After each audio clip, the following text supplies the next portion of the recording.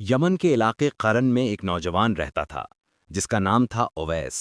وہ غریب تھا، اس کے پاس نہ اچھے کپڑے تھے نہ کوئی بڑی پہچان، لیکن اس کے دل میں ایک ایسی دولت تھی جس کی دنیا میں کوئی قیمت نہیں: ماں کی خدمت اور اللہ اور رسول صلی اللہ علیہ وسلم کی بے حد محبت۔ اویس رحمۃ اللہ علیہ کی والدہ بہت بیمار رہتی تھیں، وہ چل نہیں سکتی تھیں، اس لیے اویس دن رات ان کی خدمت کرتا، پانی لاتا، کھانا بناتا، ان کو اٹھاتا بٹھاتا اور کبھی شکایت نہ کرتا۔ ایک دن اس کی والدہ نے کہا، اے اویس، میں چاہتی ہوں کہ تم مدینہ جاؤ اور رسول اللہ صلی اللہ علیہ وسلم کی زیارت کرو۔ اویس رحمۃ اللہ علیہ کا دل خوشی سے بھر گیا، وہ سفر کے لیے تیار ہوا اور یمن سے مدینہ پہنچا۔ لیکن جب وہ مدینہ پہنچا، اسے معلوم ہوا کہ نبی کریم صلی اللہ علیہ وسلم گھر پر موجود نہیں تھے، کسی مہم پر تشریف لے گئے تھے۔ اویس رحمۃ اللہ علیہ انتظار کرنا چاہتا تھا، لیکن اس کی بیمار ماں نے اس کو سختی سے حکم دیا تھا، زیارت کرو اور فوراً واپس آ جانا، دیر نہ کرنا۔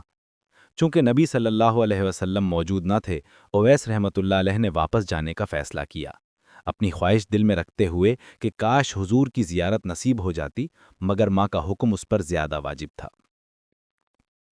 نبی کریم صلی اللہ علیہ وسلم نے اویس رحمۃ اللہ علیہ کا ذکر کیا۔ کچھ دن بعد نبی صلی اللہ علیہ وسلم واپس آئے تو پوچھا، یمن سے کوئی اویس آیا تھا؟ صحابہ نے کہا، ہاں آیا تھا، مگر آپ موجود نہ تھے، وہ واپس چلا گیا۔ اس پر رسول اللہ صلی اللہ علیہ وسلم نے فرمایا، تم میں سے جو بھی اویس بن عامر سے ملے اس سے دعا کروانا، وہ اپنی ماں کا فرما بردار ہے، اس کی دعا اللہ کے ہاں بہت مقبول ہے۔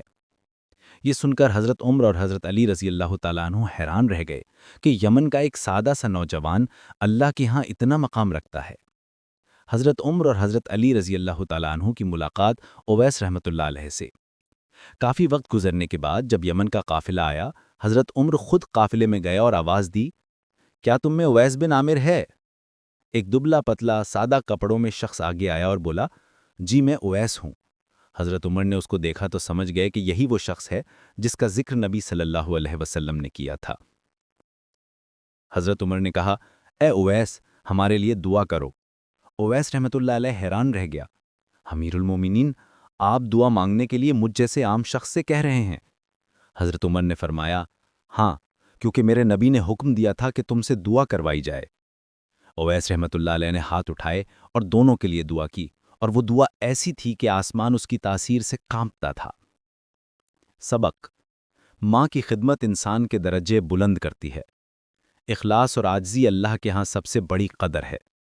شہرت یا دولت نہیں، نیت انسان کو اللہ کے قریب کرتی ہے۔ چھپا ہوا ولی اللہ کے ہاں بہت بڑا مقام رکھتا ہے۔